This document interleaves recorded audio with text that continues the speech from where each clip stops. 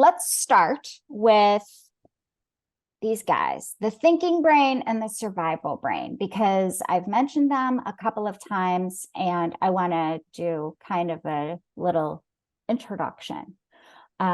So the thinking brain and the survival brain work in different ways, and they really have important jobs.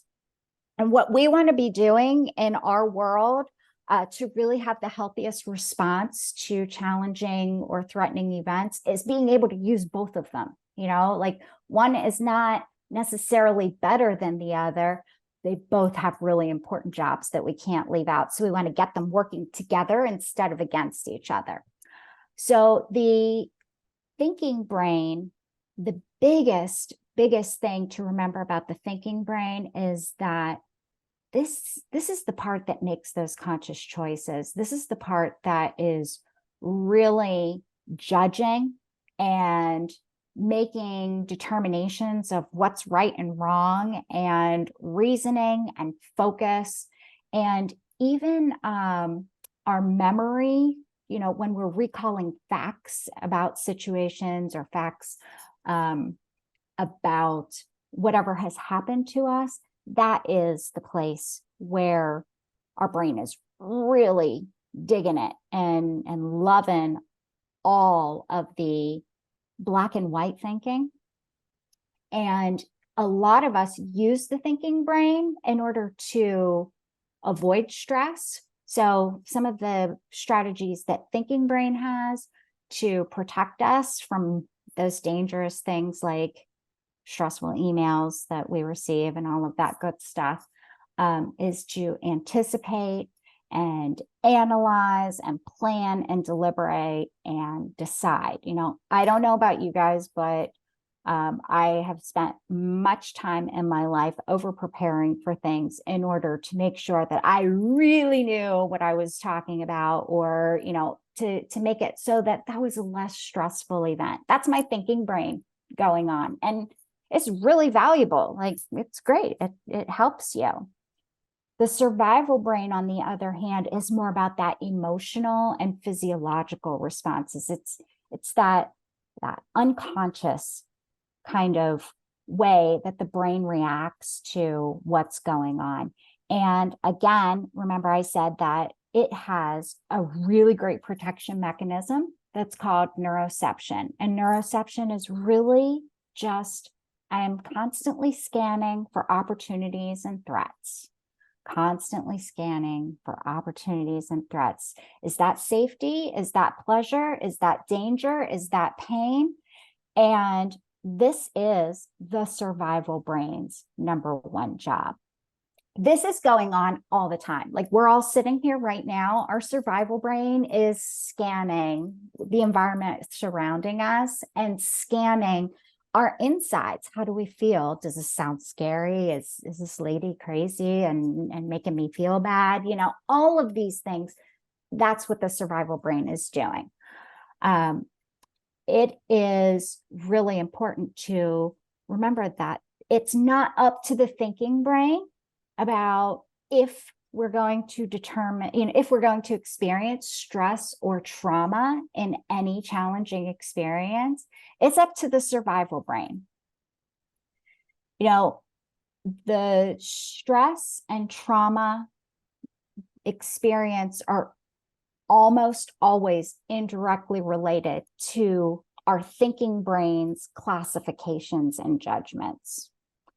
So when the thinking brain's judgments of things being right or wrong aren't aligned with the survival brain's neuroception of what's going on, it creates a really big divide between thinking brain and survival brain. It makes sense, right? We disagree, so we're going to fight against each other.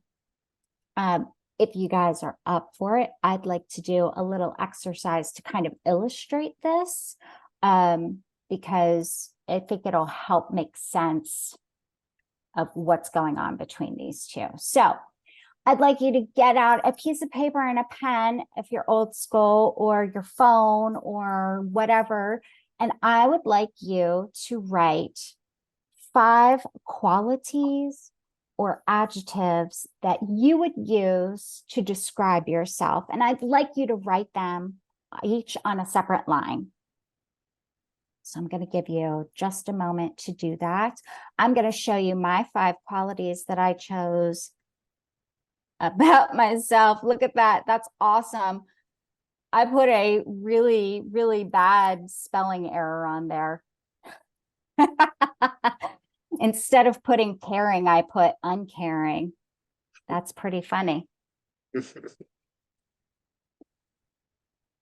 So you've got 5 qualities that you would use to describe yourself. And unlike this slide, what I would use to describe myself are strong, honest, optimistic, friendly, and caring, which I have to tell you guys, when you hear what I'm about to say, you're going to find this even funnier. It's so good. It's so good. Like the universe is just perfect here. So now I'd like you, on those same lines, I want you to write out the opposite of those letters. So for myself, the opposite of those would be weak, dishonest, pessimistic, rude, and had I written it correctly, the opposite of caring would have been uncaring.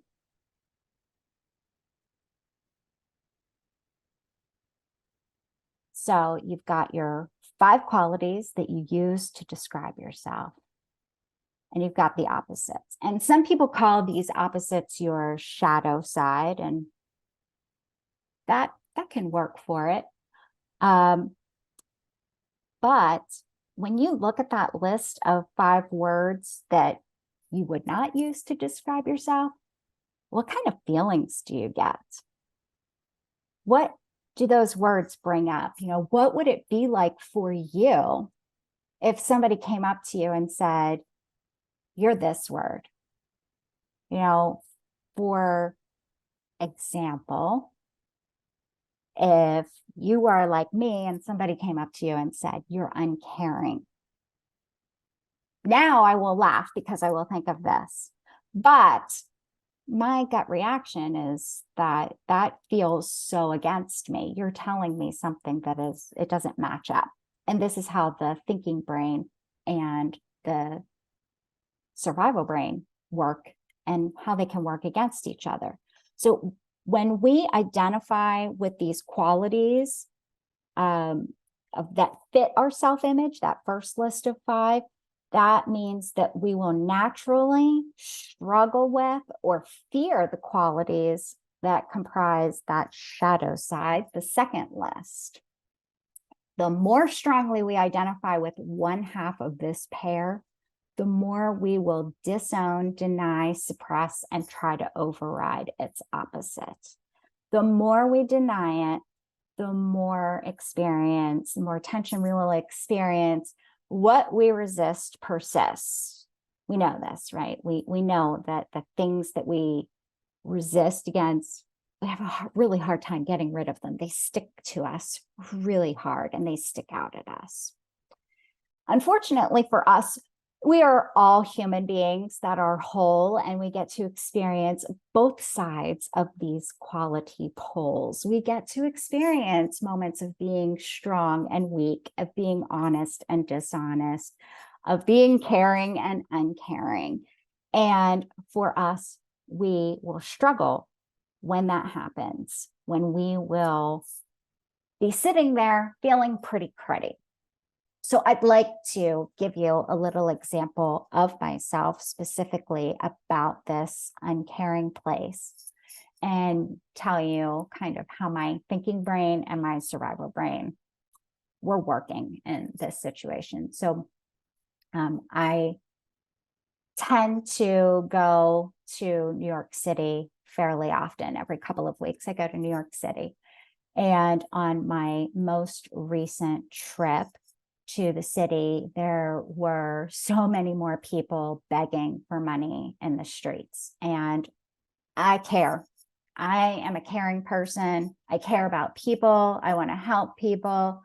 To not give money to every single person that asked for money could like make that piece of me that wants to be a caring person, that wants to be known as a caring person, make that piece of me feel like really cruddy.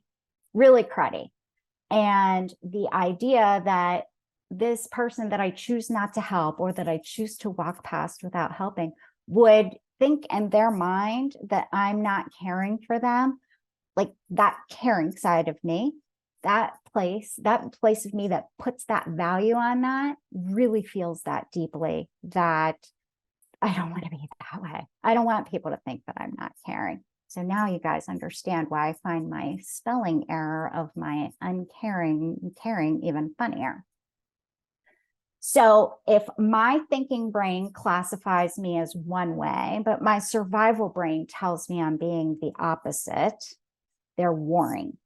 And that's where I start to feel the crud. For myself, what that means is, oh, my stomach doesn't feel so good, or my throat feels a little tight, or like I feel like my shoulders are lifting up, and just, I don't feel good about myself. It doesn't give me a sense of safety in any way, shape, or form. It's not what anybody else has done. This is all that's going on in my head, and it's all about being a caring person and being perceived as not caring, or thinking that somebody might perceive me as not caring. It can create that tension inside. So for myself on this past trip, my heart was racing, my stomach was a wreck, my jaw was clenched, my shoulders were up.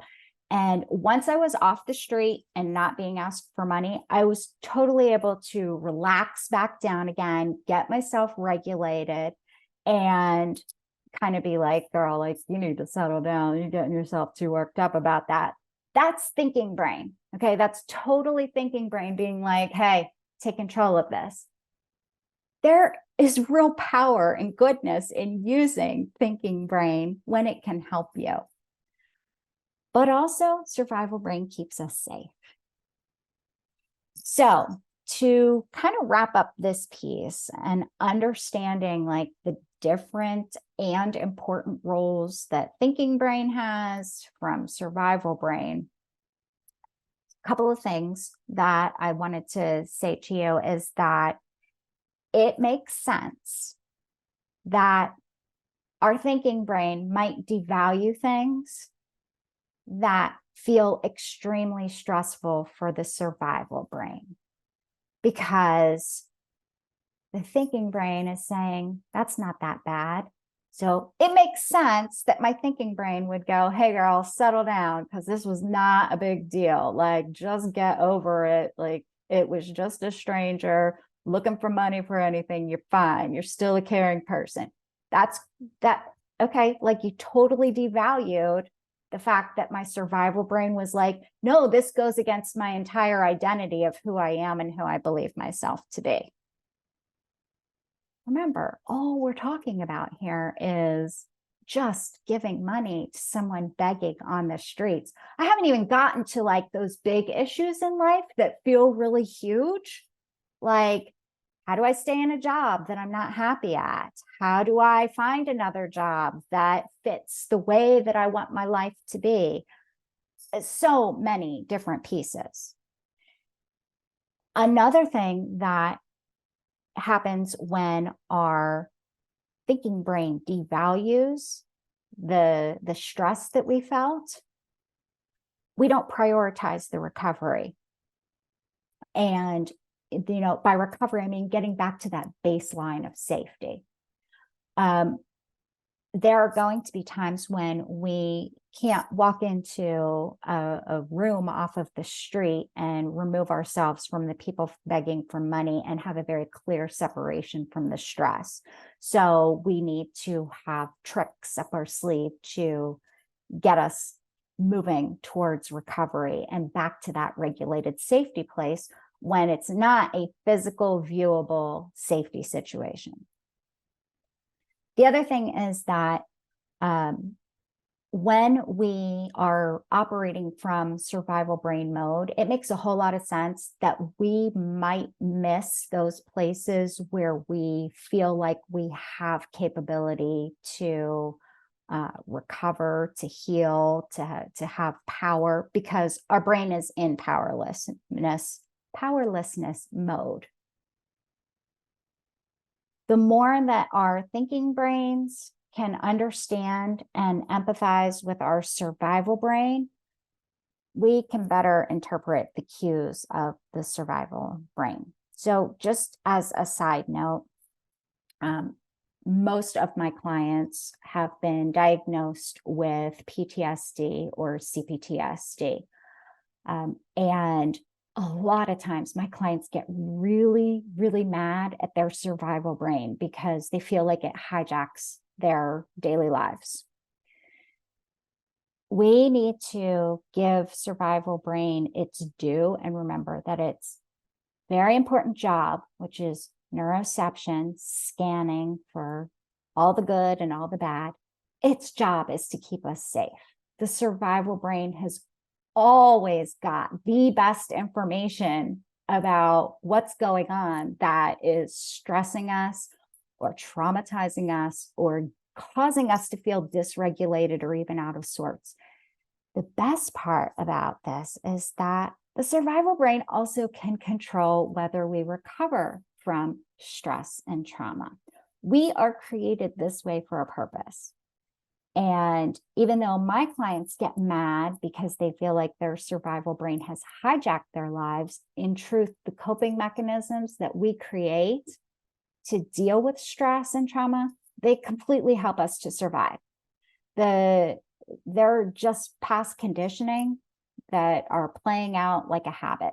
And yay for us, habits can be changed.